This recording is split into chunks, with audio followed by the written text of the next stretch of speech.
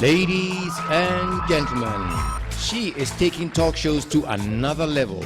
She will inform, inspire, educate, and entertain you. And she is funny.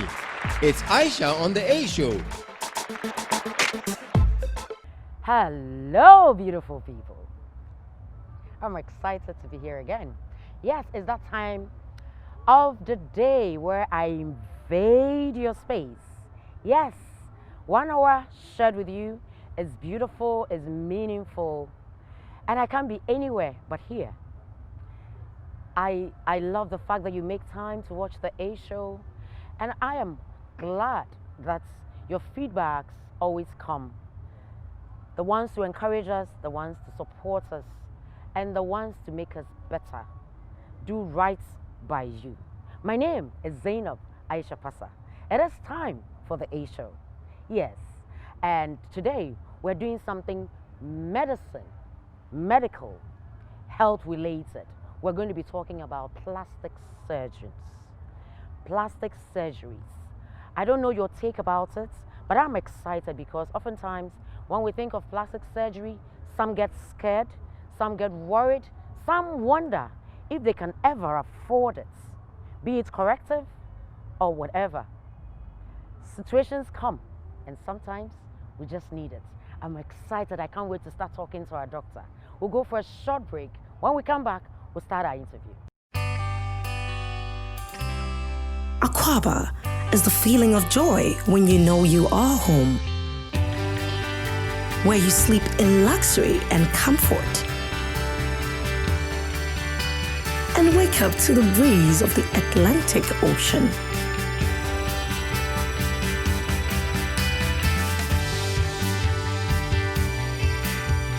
Akwaba to Labadi Beach Hotel, where the food is fresh and the smiles are genuine.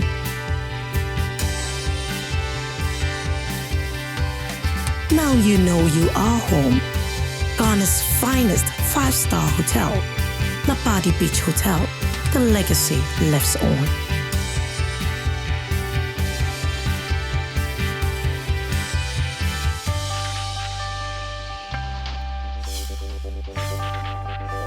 It's Aisha on the A Show.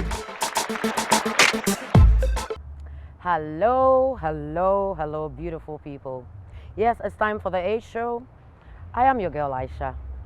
I am here once again to invade your space. Yes. If you heard from my introduction, today I said we're doing everything medicine. Yes. I'm excited because it's, as part of our production for this year, we have decided, we have promised you, our viewers, that every month we're going to do something health related. Health related because there's so many things happening around us, and I think that we take a lot of our health situations for granted, and it's about time that we get more knowledge on our health and as a people, because it's important.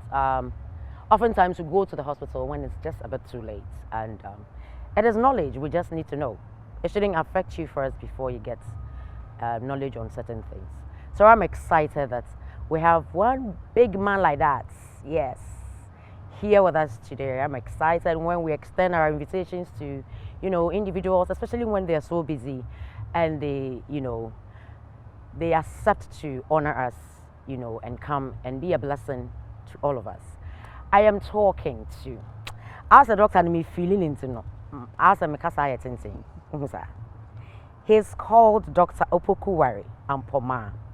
He is a consultant plastic surgeon and director of the National Reconstructive Plastic Surgery and Burns Center here in Kolebu Teaching Hospital. Dr. Opokuwari Ampomah, you're welcome on the A Show. Thank you very much. Doctor is smiling. Doctor, why are you smiling?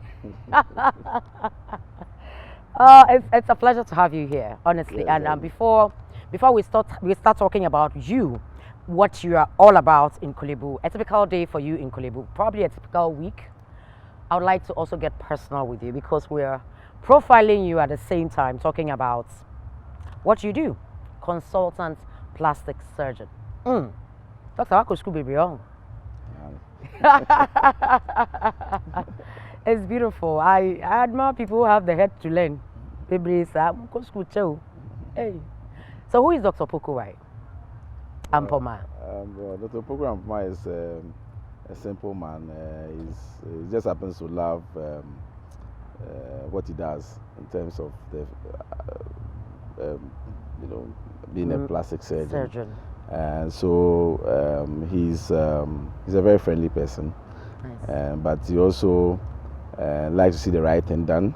Sure. And he also has a passion for trying to improve the lot of other people. So I believe that when you are given any skill or any talent, it's not useful. It's not just meant to make you money, but it's the kind of impact you make on people. Definitely. That's what matters. So whatever you are blessed with, it should be a blessing to others. So it's the impact you make on others that is really what matters. So Ampomah is just a simple guy who is grateful to God for what He has given him and for where He has placed him, and he believes that wherever he is, he should be a channel of blessing to other people. So that's me. Dr. Pokuwai, what made you decide that out of all the careers and profession in this world, you would be a doctor?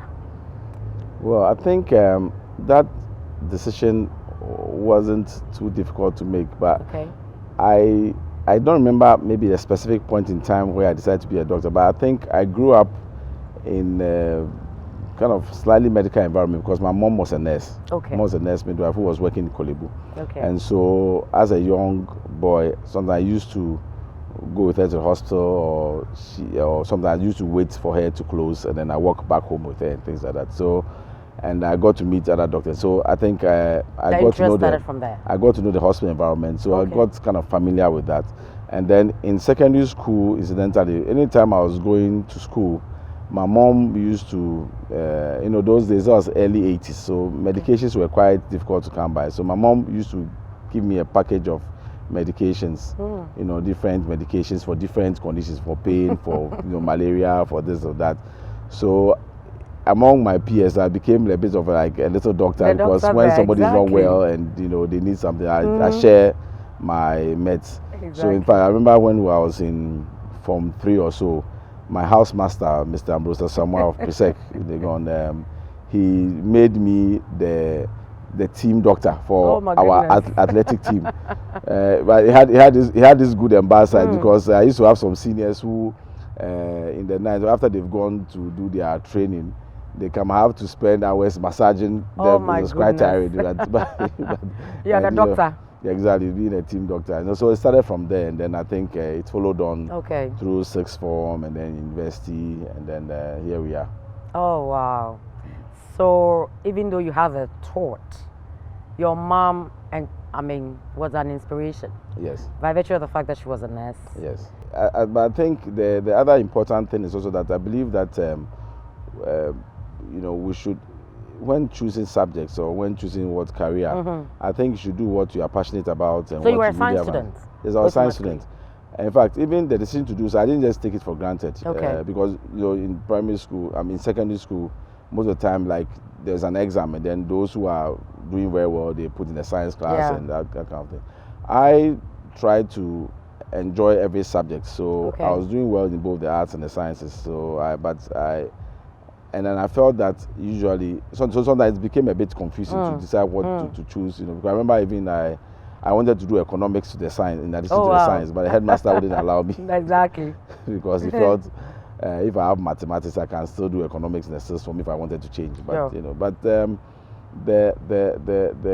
other thing is that, of course, along the line, I had to choose which specialty, and of course, so you have to look at your interests, and I also feel that you should also be led in a certain sense, because I tell people that you can be a fish, if God made you as a fish, you can be the best fish, but if you decide to live on land, you won't survive.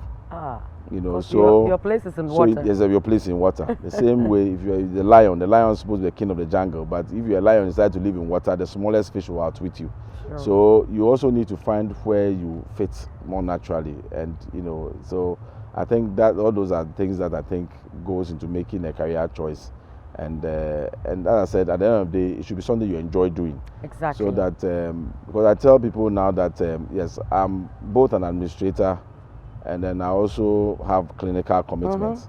And so people say, oh, but the truth is that when I'm operating, that's why actually I'm happiest, because I know that it's not work to me. I enjoy operating, and I feel like I'm making a difference in an individual's life. Whereas when you are doing administration, there are all sorts of funny things that come at you, and so. But I know that you're up for the challenge. Oh yeah, definitely. Yes, and you are loving it. Good. So now that we know you for who you are, we want to delve into your passion. Being a doctor. Again, being a plastic surgeon. Was that also by choice? Yeah, so that was also by choice, and I must say that it was a bit of an interesting choice, because at the time that I was at the level of training where I needed to decide on which specialty I would go into, I remember that at that time, plastic surgery as a career choice in Ghana wasn't very popular at all. And so, is it popular now? Yeah, now it's very popular. Oh, really? So how many plastic surgeons do we have in Ghana today? At the moment, we have 16. 16? Yes, but numbers are good. But at the time that I was going to, yes, 16? Yes, 16. And it's popular? Yes, because at the time that I was going to plastic surgery, there were only, I think there were only 4 plastic surgeons then. Oh, wow. And so it wasn't a very popular specialty then. People didn't really understand, People tried to discourage you? Yeah, of course. I mean, at that time, they meant well. Some of those people who spoke to me, they meant well, because at that time, they didn't see the prospects in plastic surgery. So they were seeing me as like a younger or somebody that they liked, and they were trying to kind of advise me to make a more sensible choice.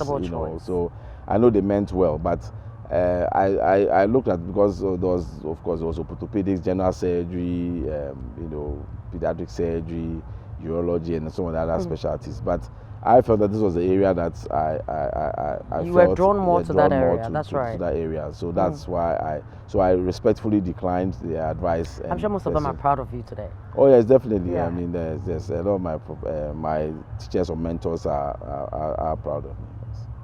Sure. So calculatively, you decided to be a plastic surgeon. Yes. There were just 4 people who were into that. So there wasn't much of an inspiration there. Yeah, so you were discouraged and all that, but the passion was stronger. So you decided to go for it. Yes. Any regrets? Oh no, I don't regret at all. I think I made the right choice. I mean, every day, looking at what we've been able to achieve at the Plastic Surgery Center, both locally and also across the country and internationally, I think I don't think I will ever regret that choice. Yes. So, Dr. Ampomah, tell me, on a typical day, as a plastic surgeon, how does your day go on a typical day? Yeah, so typical day, in the morning, usually we may do a round on the patient. If you have patients on admission, you do a round on the patients. But sometimes it depends, because sometimes when I arrive, something comes at you. Maybe there's some administrative issue or something that you have to attend to.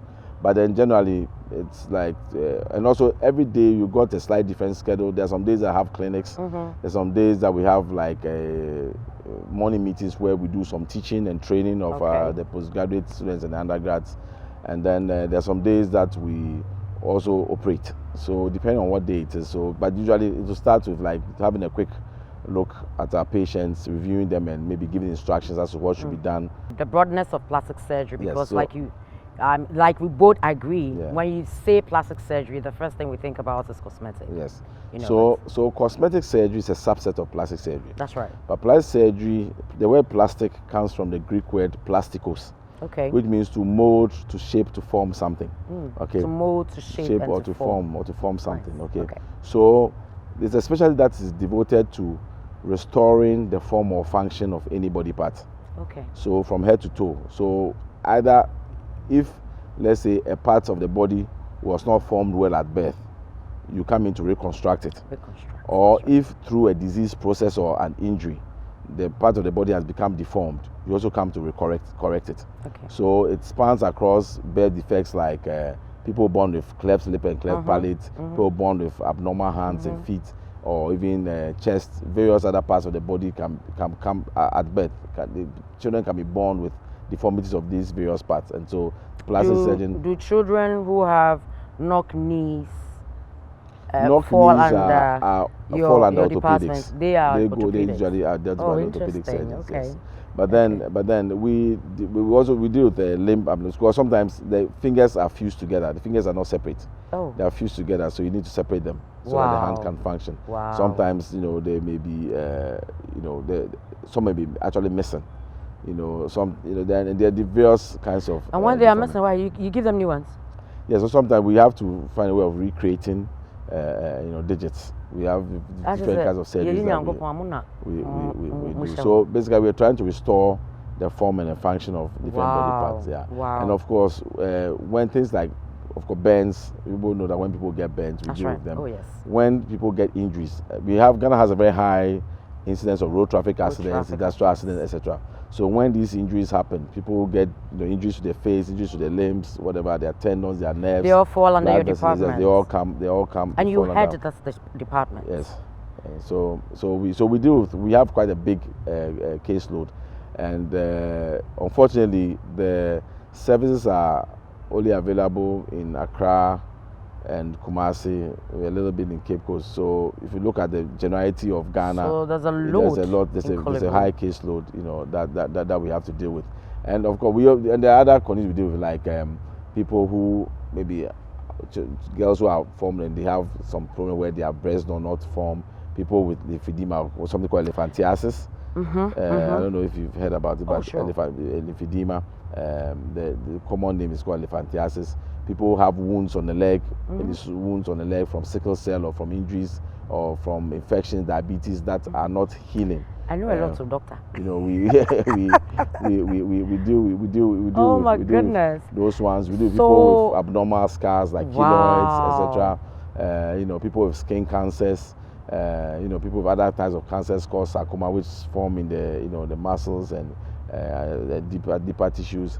And then the other thing is that we also interface with all the other surgical specialties, so that we work with all the other surgeons. So we work with the eye people, we work with the ENT, maxillofacial, general surgeons, orthopedics, and so that if they are treating any patient with, who has any defect or that needs to be reconstructed, then they involve us so that we so support you work the as a team. Yes, we work for Dr. Ampomah, would you say that you have all that it takes to be able to solve all these cases when they come to you, especially where you are, Kolibu? It's the last stop. Yes. When we talk about medicine or seeking medical help in this country. Yes, to a large extent, I'll say yes, but at the same time, there are always new frontiers you want to reach. So like if I look back when I started off, the facilities were quite basic, but we'll be able to steadily improve upon the facilities. And so now it's, we are, I'm sure if you follow the news, you've seen that more recently, the people who have come with their limbs chopped off, will be able to reattach them and they are functioning, and things like that. Even just last 2 weeks, my colleagues did one. So we are kind of progressing steadily, towards, and I don't think there's any point at which you reach that you say, oh, we've arrived. We arrived. No, because even those who are ahead of us are still continuing to improve. So the key thing is to keep moving forward. Not to allow the environment and the constraints to, cause us to stagnate. So we've tried to think outside the box so that, of course, we expect that as a government facility, we expect that, we should get government support. But even if the government support is not coming, we try to, try to be resourceful, use other means to, be able to get access to resources to be able to keep improving the service. Because at the end of the day, if it's there for all of us. All of us. Yes. Do people walk into want to have cosmetic surgery? Yes, in fact, if you look at our caseload, I think about 10 to 15% of the work we do is cosmetic in nature. Because plastic surgeons are trained to do both, the general plastic reconstructive surgery and then the cosmetic surgery. So reconstructive surgery is when you are trying to restore the form or function of any body part.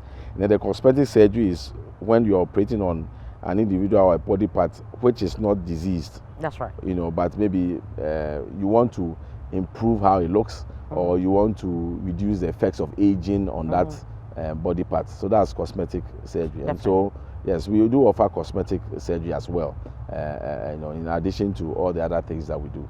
But a lot of people are seeking that as well. Yes, I think it's one of the trends of the times. Exactly. You know, because are people coming to you to give them big buttocks?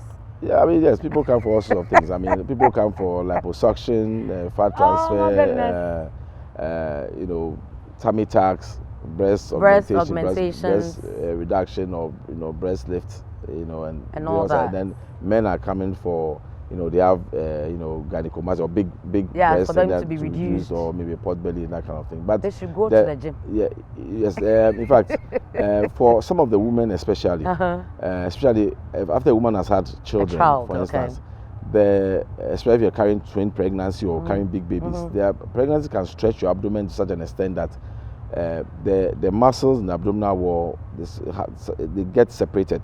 Something called rectus diastasis, and what that happens, the truth is that no amount of gymming can restore that, and you're always going to have a biggish belly. So you can see that there's some women who are very thin, but the abdomen still protrudes because there's a defect that needs to be fixed surgically. And so it's not every body that necessarily is being frivolous, but we all also know that, like, you're looking so beautiful on this show. Supposing you start putting on a big abdomen and you know other things, you find that the producers will start wanting to replace you. You my know. producer and so, my director and editor, exactly. they will even say exactly. And so for some people, even by virtue of the kind of work they do, they need to have a certain way. Yeah, so, an image. And like back to what I was saying, that there are many people who go out of the country to have these surgeries. In fact, it's a trend we've noticed, and naturally they come back to us with complications. And so we have to now deal with some of those complications of and then many of them are like, oh, we didn't know that we could do this here and things like that. So, but as a people too, sometimes regrettably, I think that as a people, sometimes we don't believe in our own, or we don't believe in ourselves. There's this tendency for people to think that because they are going outside, so definitely automatically they are getting a better care or better service. And one has to be very, very careful, because I worked abroad for a number of years and I know the kind of disasters that I saw there. In fact, there are certain, you know, like in the UK, for instance, you can go to a famous place for dogs called Harley Street, but you can go and find charlatans operating on Harley Street, and there are people who have been messed up by some of these charlatans. But if you are not within the system, or you are not in the medical system, you will not know. So you just meet, I mean, let's face it, one of our neighboring countries, not that I'm trying to remind people of their pain, but a prominent woman, you know, went out there and, you know, she had cosmetic surgery in Europe, and you all saw what happened at the end of the day. And so, in fact, many times I tell some of our, you know, our prominent people that, look, if you came here, you'll find that it's a top person who will be operating on you. Whereas if you went there, you are just another, I'm sorry, excuse my language, another black face, or the N word, you know. They don't put so much, and they don't put so much premium on you, you know. So on you. I understand. You find that you actually get shortchanged many times, because you may not get the same level of care. And then the other issue is that sometimes you would maybe you figured, okay, look, I'm going to spend this amount of money, I'm going to go there for X number of days. Now, if you go and something goes wrong, now how do you do? Because now, you know, you find out that you are short of funds, you know, and how do you follow up? Because you were giving a budget, exactly. And so that's what you worked with. Exactly, and then you find out you're caught in a, you know, in a very untoward situation. And so, as I said, we found, you know, we have a number of patients from just last year to now. We've had about 6-7 women who have come from our neighboring country, you know, to the east Nigeria, where they've gone for cosmetic surgery and they've come back with disastrous results, and we've had to, you know, fix them. Yeah, fixing them, or you fixed them already? Some of them we fixed already. Some of them, we are adopting like a staged approach. Some of them we fixed them partly, but they need to come back for more corrective surgery. More corrective surgery. Yes. Dr. Ampomah, we will come back to it, because for me, I think that you said something that I was going to touch on. It is so important that we appreciate our own. Yes. And so I want us to use this platform to let people know, you know, that you have the professionals. They are right here. And we're also going to look at, you know, how expensive or how inexpensive it is to just get one correction done, you know, instead of thinking of the bigger picture. So we'll look at those and other more. I'm excited. So we'll go for a short commercial break. We'll be right back. Labadi Beach Hotel at Achimota Golf Club. Visitors for your strategic meetings and executive board retreats. Our serene environment supports team building, networking for business appointments, corporate leisure hangouts, and office parties.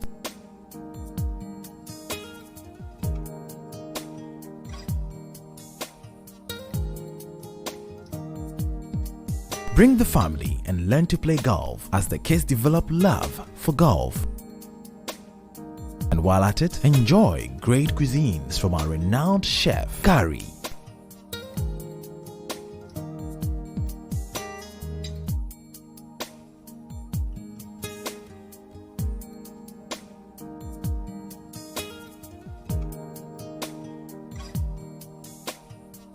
Labadi Beach Hotel, first choice.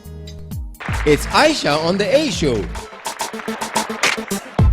Welcome back. If you just tuned in, you are watching the A Show. I am here. My name is Aisha. You know that already, don't you? And I'm here with Dr. Opoku Ampomah. He is a consultant plastic surgeon and director of the National Reconstructive Plastic Surgeon and Burn Center here in Kolebu Teaching Hospital. When I say here, I mean Accra, Ghana. Yes, that's where we are right now. Yes, and we've been talking about plastic surgery. We've been talking about corrective surgery and medical cosmetic surgery.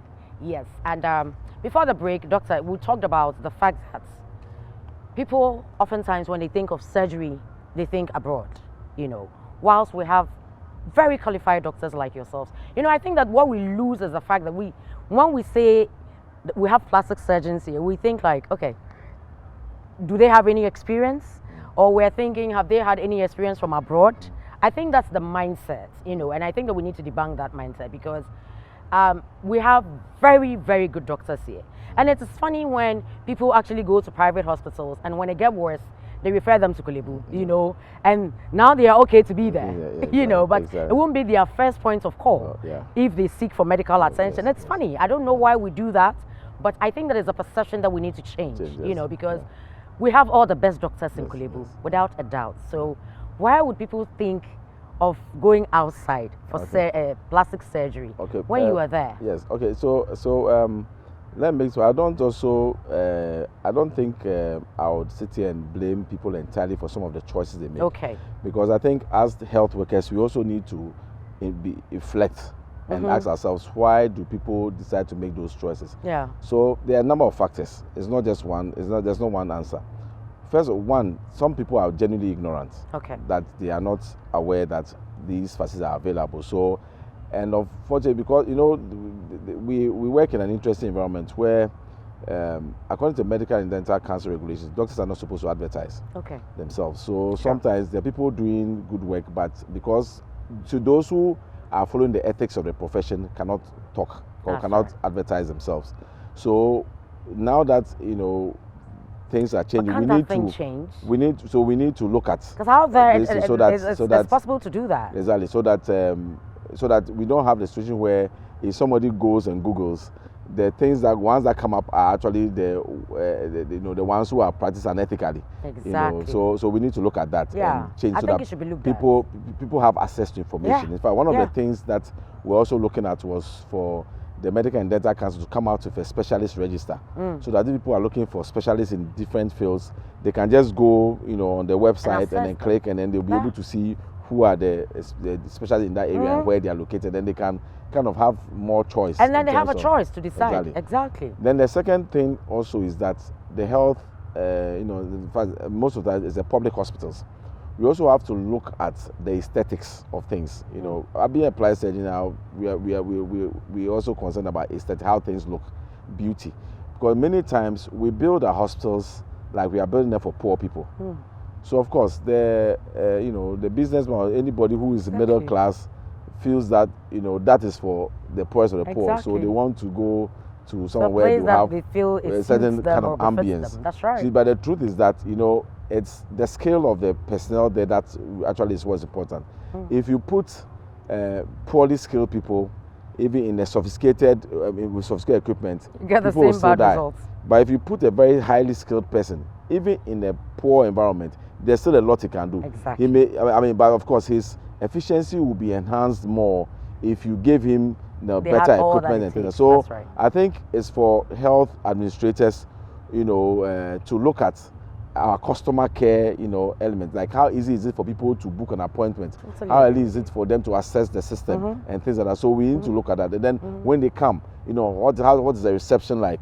And will they get, how easy is it for them to get information and things like that, and so that we can make it a more patient or customer friendly environment, because it's like many times people see the health delivery as like you are sick, so you're at our mercy kind of, but we should see them as clients, like the way the banks and other businesses go out of the way to try and attract clients and make the client more comfortable, and there's that kind of community. I think we also need to embrace that and make sure that when patients come in, where they are sitting, do they have a nice comfortable place to sit in, what's the kind of waiting time, there's no need for like 1,000 patients to all come at 8 o'clock in the morning when we know very well that the doctors can, and so some people will actually spend the whole day. So we have to look at appointment systems where people can even arrive in batches, so that they can be so that they don't have to spend the whole day there. And they can also look at even things like evening clinics, so that maybe there are some people who are ready to pay a little more to come out of hours so that they can access the service for maybe a slightly higher fee. There are all these options that we can look at so that we can meet the different strata of society. Because you had your department, I know that it's a government institution, all right, but we're trying to make a difference. Yes. So are you getting these measures in your department? Yes. So we've done a lot of. So we actually have. So previously, for instance, we commissioned a new building project. That was one of the reasons which drove us to get this, because one, we didn't have an ICU. Theater, access to theater was a bit limited. So and then our consulting room, we just had 2 rooms. So you see all these plenty people, maybe 70, 80 people that you have to see, and then you have just 2 consulting rooms. So doctors are seeing more than 1 patient in a room at a time. It doesn't show, for me, it didn't show respect to the patient. So now we move into a new consulting room where the patients are waiting in an air-conditioned space, comfortable, and they're more comfortable, and they have 5 different consulting rooms so that they can be seen individually. There's more privacy and things, and so we're able to get through more patients and things. And then we are now trying to go digital. Okay. So that appointments can be made, online and that kind of thing. So it's a work in progress. We're getting some assistance from the Ministry of Health and from the Central Management of Kolebu Teaching also. But then that is where we are going to try and get. Then of course we've improved upon the accommodation. We've got new executive wards which are more comfortable, and then we're also trying to work on our nurses, teaching them about customer care, and all the stuff. I think it's one of the things that. In fact, one of the things really that we looked at was so we've even the cleaning of so for the new building, for instance, we've outsourced the cleaning. Okay. Because when you employ people to the thing, they clean once in the morning, think that is it. It. So but now we've outsourced the cleaning. So morning, like this, afternoon, like just before coming onto this show, I walked into the new building and then I didn't like the way the place smelled.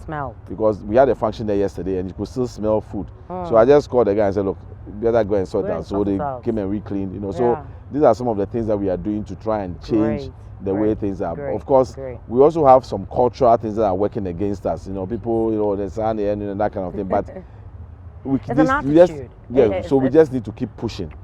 Like you said, it's a work in progress. Yeah, it's a work in progress. I hope that we get there, because definitely. These are some of the reasons why somebody would go somewhere else. Yeah, exactly. And we also appreciate feedback from your patients. So when people access the service and they they encounter any difficulties, we expect them open up, and we are not going to attack or be. Oh yes, we are accessible. Okay. I run an open door policy. That's fine. I mean, if I'm walking on the corridor and a patient stops me, I'll stop. Plastic surgery. Yes. big cosmetic, reconstructive, Yes. is it expensive? Yes, plastic surgery generally is not cheap. You know, quality comes at a cost. Definitely. So Definitely. there's a cost element to it, but it's not all that are necessarily as expensive as one may think. So there are so many different conditions that we treat that it's very difficult to give you like a particular price, that this is the price of it, but it depends on what the individual wants. And the other thing about reconstructive surgery is that we don't have like a one solution for everybody. You look at each individual and then you tailor a solution for that particular individual. So let's say if somebody comes in for you, looking at their hobbies, what they do, their skin type, you know, their age, their occupation, you know, so many different things. Look at all that. Yeah, exactly. So you consider all this is their medical history, you know. So you may find that certain solutions may work better for this individual than another person. So the fact that two people all come and they say, look, I want to reduce my tummy, I may do 2 or 3 different operations for each of them, depending on what we actually find. I don't have a problem. Yeah. I wake up one fine day, I come into your consulting room and I tell you, I want extra hips. Yeah. I want extra boobs. Yeah. Of course, I have the money to be able to afford Yeah. that. And so I'm trusting that you can give me all this. Yeah. The person comes. How do you take them through this process? That is, if they are qualified to do it. Yeah. Because I know that sometimes medically, some people are not qualified to have surgeries. Yes. So you take them through the process. Yes. And then how do you do that? So when a patient comes, first of all, you need to find out what's the motivation for that person. You need to get into the minds of the person. Then you also need to first of all establish what's the person's expectation. Because let's say somebody comes, all right, and then comes with a picture of Beyonce, or you know, some other person. I want to look like that. You know, or one of our local celebrities says, look, I want to be like that. Now you look at this person's body structure, you know that look, there's no, I mean, it's going to be very difficult for them to achieve that, okay, because there's a different body type, different, you know, so first of all, you have to establish whether this person's expectations are realistic, okay. But if somebody comes and says, so doctor, you have people coming there to tell you that. Yeah, people come, then they have a picture of, you know, some celebrity, and they say they want to become like this. So I tell them, I'm sorry to disappoint you, but I'm not God. Okay. It's only God who can do that. I've not reached that level yet. Hey. You know, but if you came and you said I wanted a bigger breast, okay, then the question was to work with you to find, okay, what is your breast size now? That's right. And what size do you want it to be? Okay, so if it's something that's reasonable, because sometimes if you want extremely large breast, it also comes with a certain drawbacks, which we need to make you aware of, because then sometimes even fitting a bra, then you can get back pain and other things. That's you know, right. You know, that kind of. We don't dictate to the patient what they, because this is a cosmetic procedure. So in the cosmetic procedure, it's not like you are sick and this is a treatment. That's right. But then it's like, this is what you want. I want. So we work with you to find out in your mindset what is beautiful, because sometimes you have to be careful, because people come in with different things. Maybe somebody comes and says, look, my nose is too big, okay, so I want you to reduce my nose. But then if you examine and realize that actually their jaw is too small. So it's the small jaw that is making the nose pronounced, you know, look big. So there's a different problem. So if you don't examine carefully and just go and touch the nose, they actually look more horrible than before. So maybe what they need is just a little augmentation of the jaw, and then they look perfect. So you look, and then the other thing is that some people also have a psychological problem. You know, we know some celebrities who were born, you know, normal, and then they felt that, look, I have this part that is not nice, and then they had first surgery, second surgery, and then get addicted. And then of course the fourth time, then there were complications, and then they ended up looking like caricatures. You know, you don't talk about the dead, but I'm sure you know. We know a few. You know a few, exactly. So the thing is that in this instance, there was a psychological problem. Okay. And that psychological problem should have been addressed. But if you have a surgeon who is not, whose ethics are not very strong, then they will then play on the insecurities of people to make money. And that happens a lot in our field, you know, where if you meet somebody who doesn't have very strong ethics, this is somebody who has got a psychological issue, and that their solution is not surgery. But then because they've got some money, you know, or so they don't even have the money. But because somebody sees it as an opportunity to make money, they even reinforce the insecurities. Wow. So that the people are now desperate to go, and even whether they have to, you know, whatever they have to do to get money, they'll get the money and come and do the same. Then, of course, because the problem is psychological, even after that, they are not satisfied. So they keep, it becomes, you know, and then so they become, you know, everything goes out of, yeah, exactly, something hideous. So we look at that as well. So the motivation for the surgery and things like that. Of course, there's nothing wrong if somebody come and say, look, I think, look at myself, I think I like a bigger breast, or I like a smaller breast, or I like my tummy. I've had kids, and I think my tummy has gone out of shape, and I'd like it to become flat. There's nothing wrong with that. So, you know, we work with the person, of course. Then we would look at, examine the person, look at the medical history. Are there any, if they have high diabetes, do they have kidney problems, do they have hypertension? You know, because there are many of our people routinely do not have medical checks. So sometimes when they walk in and we do the check, some people we find out they are diabetic, they are not aware of it, they are hypertensive, they are not. So we work with our colleagues, the physicians, and you know, to correct some of those things before we go ahead with surgery. Because, like, you know, I've always been saying, cosmetic surgery is not life and death. Cosmetic surgery is surgery that you are doing just to enhance your beauty. Has there been a point where you think that this person really does not need surgery, but because they want it so much, you still go ahead and do it for them? Yeah, because you're also looking at the medical aspect of it. Exactly. So that's where you, the surgeon, you have to know yourself and know your ethics. Okay. So there are people that have refused surgery, okay, because I feel that by operating on them, I'm not helping them. Like, let's say I have a couple of clients who've come in. Let's say they came in, they want, you know, they have a stomach or whatever, they've got love handles or whatever they want it to be. So you've worked on them, you've reduced it. And then for me, as part of my treatment, you know, a lot of people do not eat healthily. So as part of my treatment or evaluation of the patient, I actually link them to, if I find out maybe their cholesterol is very high and things like that, I link them to a dietitian. So a dietitian helps them to eat better so that they can maintain whatever results that they've obtained. But then some people want to use liposuction cosmetic surgery as a vicarious way of losing weight, so that once they gain, they run. Exactly. So they'll go. They are looking good. So they'll go and eat all the junk, put on, and then they come and say, okay, they'll come and do the fat, you know. And so, of course, you may get a surgeon who keeps on doing that for you. But the point is that, yes, you may be looking good on the outside, but then all these things are affecting your heart function, you know, your liver function, your kidneys, and things like that. So then it brings me to my next question. Surgery. Yes. Does it have side effects? Yes. The truth is that there's nothing that doesn't have side effects as such. Okay. But then we wouldn't also be doing procedures if they were not safe to do. Okay. So. And those will depend on the individual that you're looking at.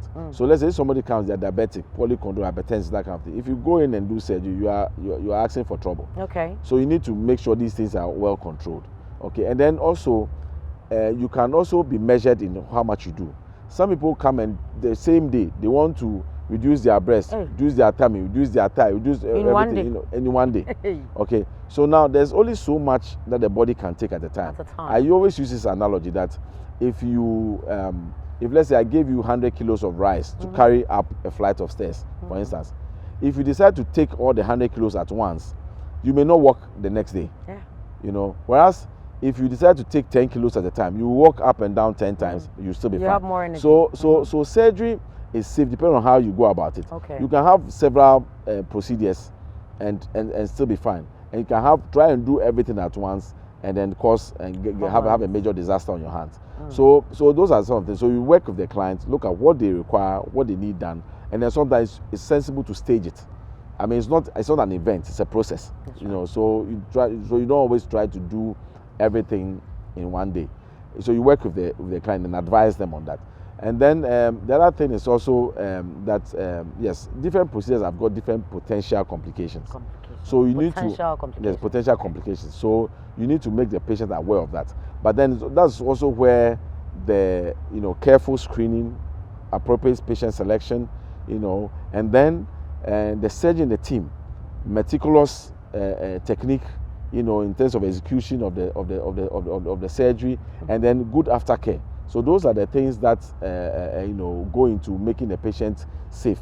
And all these factors are very important in making sure that complications are reduced to the minimum. But let me also emphasize the importance of training. Okay. Because many people think, oh, I heard this person is doing this, person is doing it. But you need to research, because you see, sometimes it's when there's a problem. That's when you see why you should have an experienced pilot on the plane. That's right. You know, That's right. because you have only one life. Mm-hmm. So many people gamble with their life, you know, and sometimes cheaper is always better, or something that's more convenient. There are many people who come to us and we tell them, look, you have this problem, you need to get it sorted before we can attend to you. Can attend to you. But then they are in a hurry, so they go elsewhere. We have a number of our women who, unfortunately, I don't know what this craze is, but they want to become lighter, fair skin like you, you know, because they think all the men are interested in women that look like you. So that's Ampomah, where they say it. Oh, it's true. There are a lot of women who are bleaching, you know. Wow. Yes, they're using all these chemicals and all these things on their skin. But the side effect of these things is that they thin out the skin. The skin has got a deeper layer called the dermis, which is what gives strength to the skin. But so when you use some of these steroids and all these creams, they thin out the skin so badly that they can't even hold stitches. So many of them, when if you catch them, we put them on some treatment regime and ask them to stop using all these agents so that the skin can recover before we go in and do surgery. But some of them, they're in a hurry, so they'll go to somebody who's not careful about some of these things, and then they go and have surgery, and then the wound does not heal. Exactly, or the wound breaks down, and they get all sorts of complications as a result.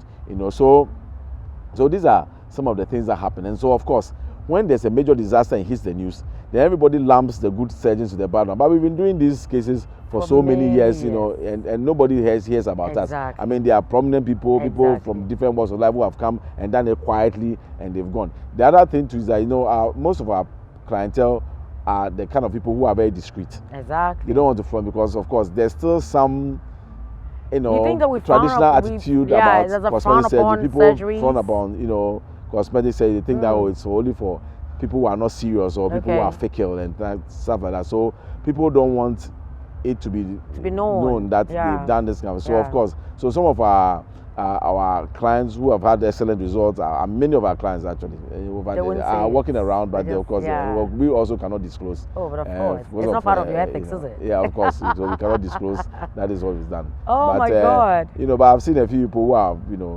doing adverts for various products, when they didn't get it from there. Exactly, but when they actually had, but oh my goodness! I'm hoping that by the end of this production, people would now have a better perception about Kolebu as a medical institution and also your departments, so that they can always knock on your doors. You're really, really busy, but do you have any time for fun? Do you do anything for fun when you're not working? I know you're a family man and all that, so yes. What do you do to relax? Yes, if I get a good book, that is relaxing for me. Oh my goodness, you like to read? I like to read, so medical books. No. I read everything. I read fiction. I read magazines like Economist and other. Like I try and read while it gets. I did be wishing now. Who goes reading?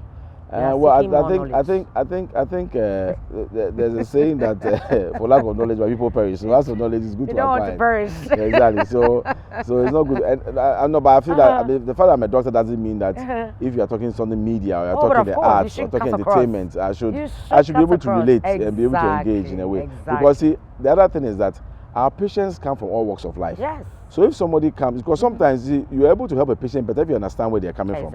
So if a patient comes, I will tell my trainees that, look, if a patient comes and says, I'm coming from, let's say, Chimuena or Gbogboese or something, you should be able to appreciate where they're coming from. Yeah. So let's say, supposing let me use the example.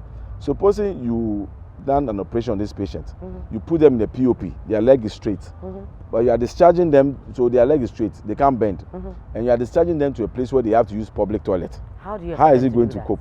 So things like that. And then the same thing, like somebody has a certain occupation.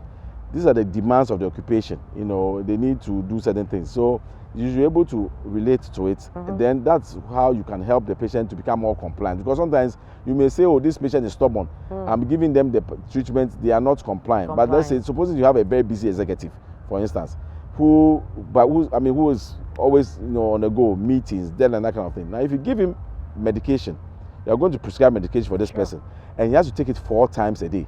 How many of these people will be able to actually stop and remember that, or have to take this medication 4 times a day? So if you have an option to give him one that you take once a day. At least then he can take it to other, before he goes to work or at night. So these are the ways that you as an individual can, when you have appreciation for, what kind of clients that is in front of you, you're able to tailor things so that the clients can comply better with your treatment.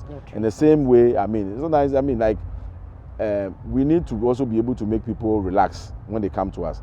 It's like you walk into a consulting room, you don't know me from Adam, but yes, within a few minutes, I'm going to ask you very personal questions. Sure.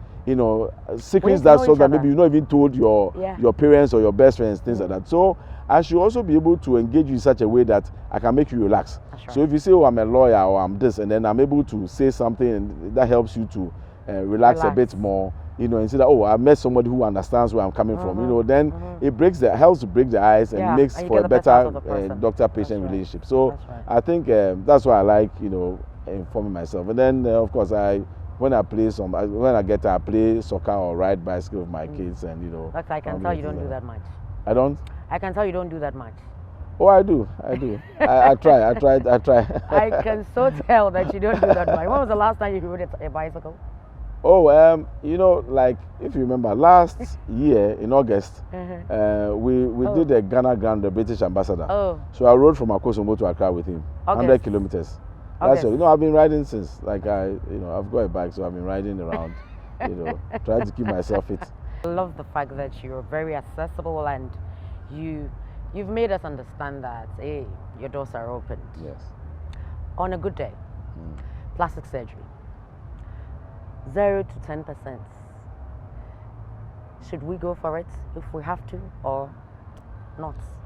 I think it's a personal choice. It's a personal choice. It's a personal choice, and I think when people ask me this question, people try to moralize about this, but I think that if we reduce it to a morality question, we're missing the point, because the truth is that, look, why do we try and wear fashionable clothes? Why do we do makeup? It's because human beings as we are, we always want to try and enhance ourselves, but then the important thing is to make sure that we do it in a way that is safe, that does not bring us disaster. You understand? So do it in a safe and sensible way. Basically, that's what it's about. So it's a choice thing, and as I said, it's a work with, once you have appropriately qualified persons who are working with you, who are practicing ethically, you find that you can talk to different people and then make up your own mind who you feel safe and trusting your life into. And then if you do that, I think you get it. Ampomah, you also mentioned that you are 16 plastic surgeons now. Yes. In Ghana. Are you all in Kolebu? No, we've had we are in Kolebu. There's one at the military hospital. Okay. And then we have now 5 in Kumasi, but and then 1 in Cape Coast. Cape Coast, okay. Yes, the rest are in Kolebu. But we are training some more, so there are more graduating. I hope you have more plastic surgeons. Oh, definitely, we are graduating more. But then we don't have. We had one woman plastic surgeon who left the country, with her husband. So you are all men. At the moment. So unfortunately, no, we have one woman. The one in Cape Coast is a woman. It's a woman, okay. Yes, but then we think more girls should be getting to surgery. Surgery is quite tough in terms of the training. It takes quite long and it's quite tedious, arduous. But I think that some of our women can make very good surgeons. But women are very meticulous. When we talk about surgery, we say that if you're going to be a good plastic surgeon, you must have the eyes of an eagle. Have very sharp eyes. And then you should have the heart of a lion, you should brave, and then you should have the hands of a lady. So I would like to see a lot more women, coming to surgery. Yeah. Dr. Ampomah, thank you so much for honoring our invitation. Yes. I know that you are busy, and we've taken just a little of your time. Yeah. Go and read. I was going to say go ride, but I'm not too sure about that. So go and read a book. Okay, thank you so much for honoring our invitation. God bless you so much, Anna. I'll pay you a visit one of these days. Yes, please do. Yes, and you should visit us also in one of our outreach programs. Outreach programs. Oh, I'd love to. Yes, because we do quite a lot of outreach work. I would love to. Because the services are only available in Accra, Kumasi, limited. So what we do is instead of sitting in the consulting room, we reach out. So we actually organize outreach programs partnering with district and you know rural houses. So trust me, so we go around the country and provide free. We try and do it free of charge as well. That's so beautiful. that so people. I would love to be a part of that. And then we also work with Operation Smile. We offer free surgery for children with cleft lip and palate. So all these things. Off the scene. Yes. Okay. Higher pound. Okay. What's your So thank you so much. All right. We'll go for a short break. Aisha Moments is next. We'll be right back. It's Aisha on the A Show. Welcome back. It's time for Aisha Moments. You know how I do it. This is a segment where I tell you my opinion about everything that we've discussed. We spoke with Dr. Ampomah. We've seen the essence of plastic surgery. Sometimes there's a need for it. And for me as a person, I've always said that if you need to correct a deformity and it's available and you can afford it, yes, go for it. But if you're not sick, you don't have any problem at all, and you walk in there and you think that the Almighty God did not create you well, and so because of that, you want to change one thing or the other about you. Personally, I have a problem with that. We have different opinions. We are entitled to it. For all the right reasons, if you need plastic surgery, the doctor has assured us that it is safe, it is affordable, and it's available right here. You don't need to run away and go all the way overseas to go have your surgery done. It is done here. We have 16 plastic surgeons now in the country who are all qualified and positioned in all the places where you need them. Be it Kumasi, Cape Coast, Accra, they are there. Seek for them, sort them out, talk to them, and they'll give you just what you need, specifically for your need and nobody else's. You know that I come your way every time at the beautiful Labadi Beach Hotel. Yes, Labadi Beach Hotel wants me to tell you that now they are the Achimota Golf Course. At the Achimota Golf Course, you know that it's beautiful. It's as green as you can find the surroundings here right now. And they are telling me to tell you that come there for your Saturday and Sunday relaxations, because aside rooms that they don't have there for you, they still have sumptuous food for you. They have created exciting programs for you and your family and your loved ones. So if you're thinking of a place to go hang out, just enjoy yourself. Labadi Beach Hotel is not limited to just you coming to the hotel, but now they have a place for you at the Achimota Golf Course as well. If we talk about something authentic, something Ghanaian, that is what Labadi Beach offers you. So your one-stop shop hotel is asking you to check them out at the Achimota Golf Course. Try it. Give me your feedback. I definitely will give it to them. My beautiful hair, as you know, is from Glamour Hair. My dress, Chic by Siba. On your screens, you'll find their handles.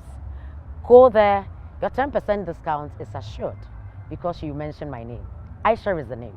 Doing what is right today means no regrets tomorrow. Until I come your way next week, I say I love you for watching. Thank you for watching, and I'll see you next week. Bye-bye. Yeah. I knew it. Say, yeah, your fan only go on something. On something. Because as I had all your haters, I mean, I don't say, I'm say, oh, yeah. Now, me, medicine, I mean, because of you, it's a bit of she knows exactly what she's doing. Oh, no, you might have a scholarship for a Diana girl. That's fair enough. Oh, that's fine. Oh.